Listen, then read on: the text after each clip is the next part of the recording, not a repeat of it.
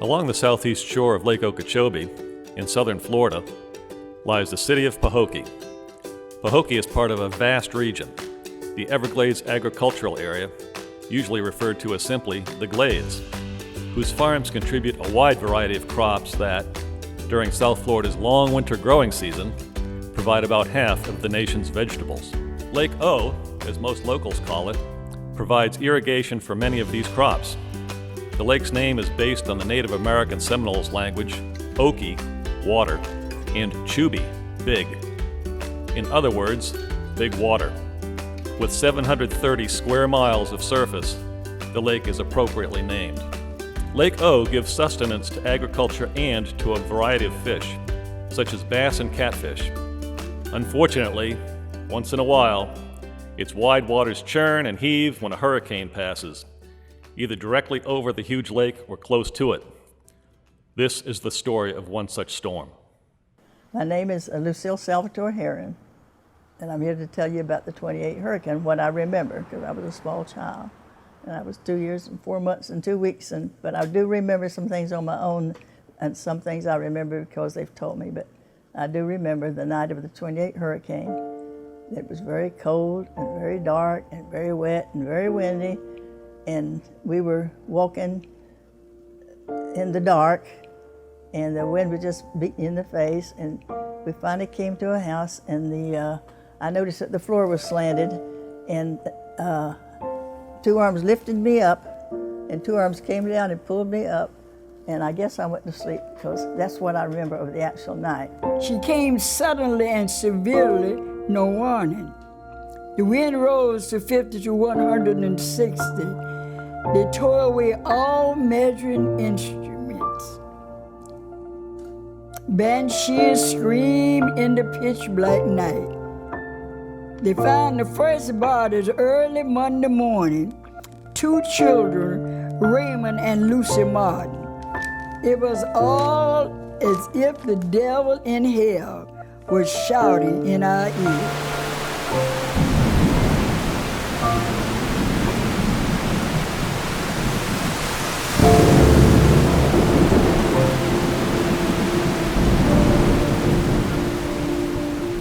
The second most deadly hurricane ever to hit the United States began life on September 6, 1928, as a disturbance off the west coast of Africa. By the time it slammed into West Palm Beach on September 16th, the hurricane of 1928, as it's generally known, had killed more than 1,600 people in the Caribbean, but its fury was far from spent. Our family lived in Pahokee. I remember my cousin, Blanche Armstrong, driving into our yard saying that a bad storm was coming and that we needed to go to West Palm Beach. Well, we got up there Saturday morning and it was raining all day long. And my mother decided it'd be a nice day to iron. And my daddy would come in and they'd talk about it. I didn't know what they were talking about. And he'd go uptown and he said, there's a storm. All he had, I guess, was Western Union. And he'd come home and tell us, oh, it's coming, you know. And finally, just before dark, he said, it's coming here. We've got to do something. So they got 2x4s and braced the house. It was a very small house. And that's all we did. And it hit, and we was going to stay in the house. And he said, well, it's going to go. We've got to leave. They couldn't open the door because the house had moved. And that's the only time I really felt any anxiety. But they got the door open, and of course, after we got out in the storm, it was just, you didn't see or hear anything but the wind. And there was a ditch between us and the road, a little canal where they dug to make the road. And it had a bridge on it, so they had to find the bridge to get across it. And I know they said, well, we'll stay in this big tree. Then they said, no, we better not. So they kept going, and they couldn't find the bridge, and Daddy fell in the canal with holding me and my sister, older sister.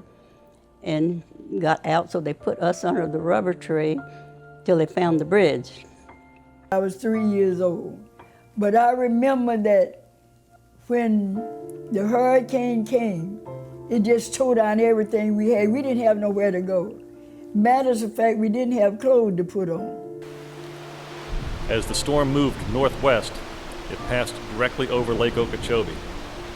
The counterclockwise motion of the 145-mile-per-hour sustained winds forced billions of gallons of water to the south. That built up immense pressure on the weak 6 to 8 foot high levee, which consisted mainly of muck soil and rocks. The levee soon failed. The resulting rush of water washed away commercial buildings and hundreds of houses, many of them not much more than shacks, and flooded hundreds of square miles in Pahokee, Belle Glade, Canal Point, and South Bay. In some places, the floodwaters were 20 feet deep.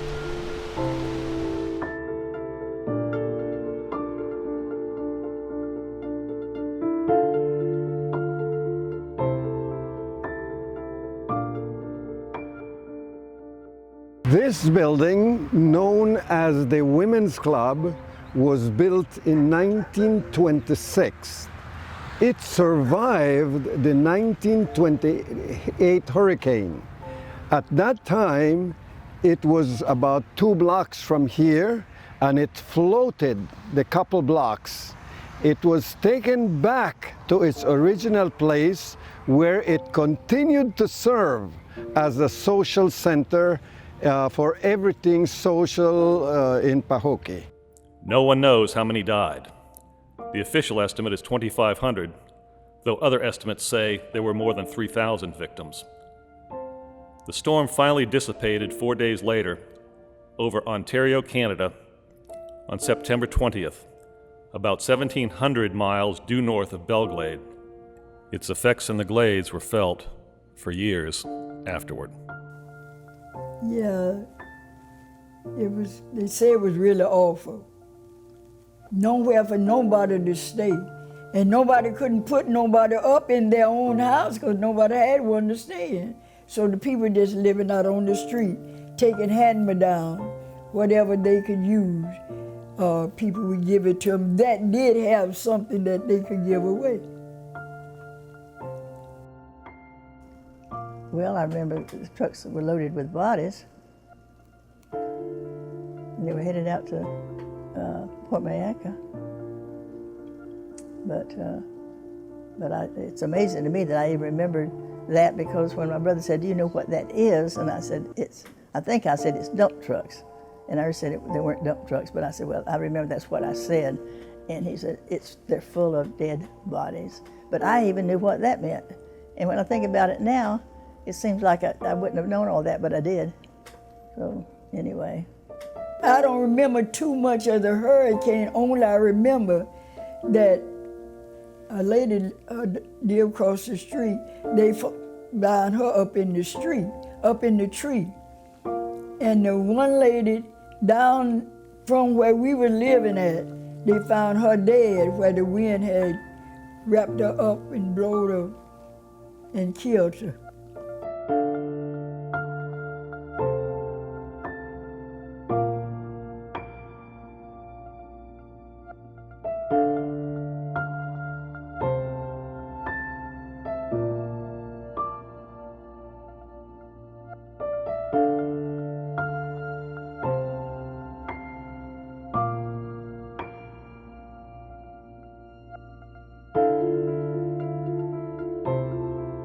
Recovered workers had found bodies everywhere in the lake, the roads, in the sawgrass.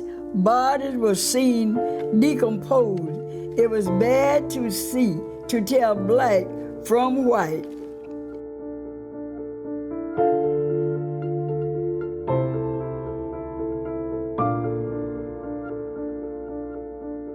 The 1928 hurricane was very devastating. To commemorate the people that died, there were over 2,000 palm trees planted all around the street. So those still exist presently.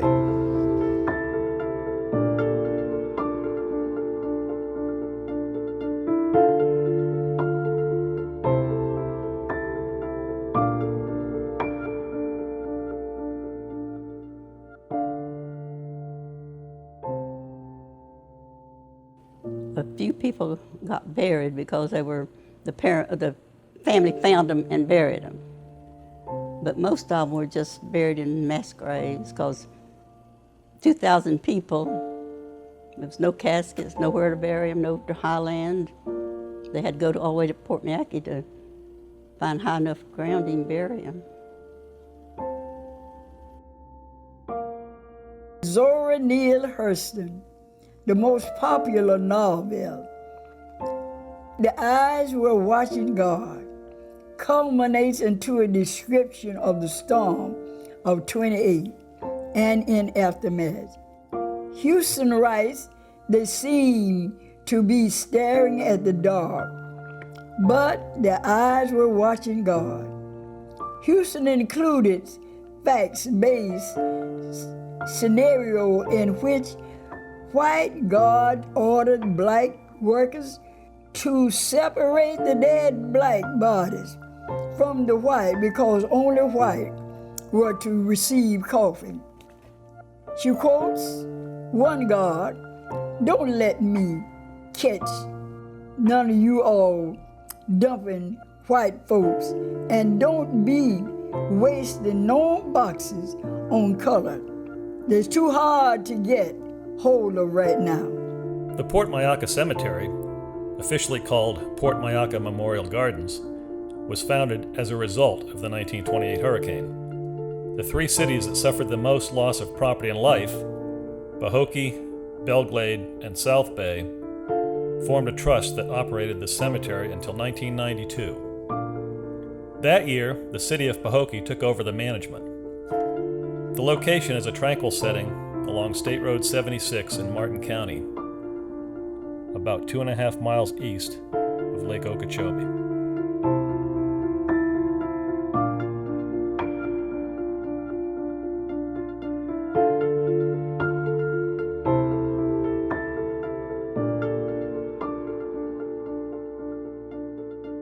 My son, Willie Frank Williams, he's there.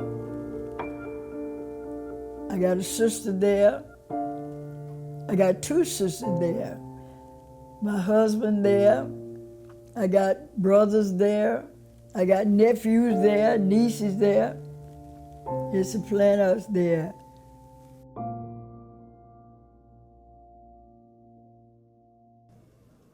We all have our lots out there. We have all have our stones already, and all we have to do is be cremated and put in them. And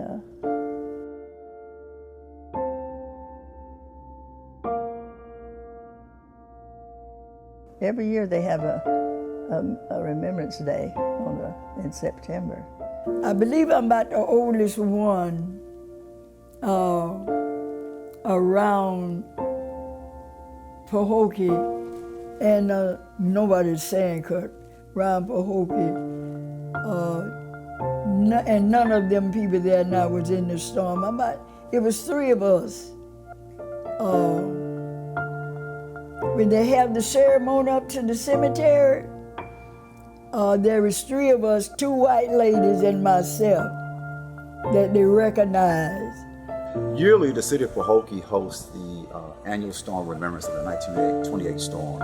And that remembrance is hosted to give this community, a sense of understanding that time and place and perseverance, that this community stood still during that time to ensure that it will have an opportunity to revive from this storm. So we host that event to the community to bring back some of those relatives and some of our neighbors who survived that storm, to tell their stories about that time in history, and to remember that time in history, to ensure that we remind our federal government and the state of Florida how important this area of Palm Beach County is, not only to the state of Florida, but to the nation as a whole. This is Lake Okeechobee. It's the second largest freshwater lake in America.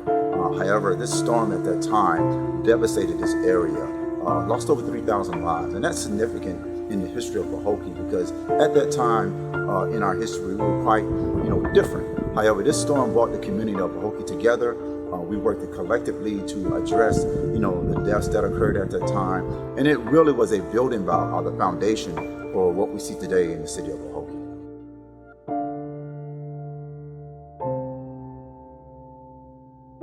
Essentially, right after the 1928 storm, the Florida legislature formulated a piece of legislation that created the Okeechobee flood district. And of course, that began the initial construction of levees around the southern shore of Lake Okeechobee.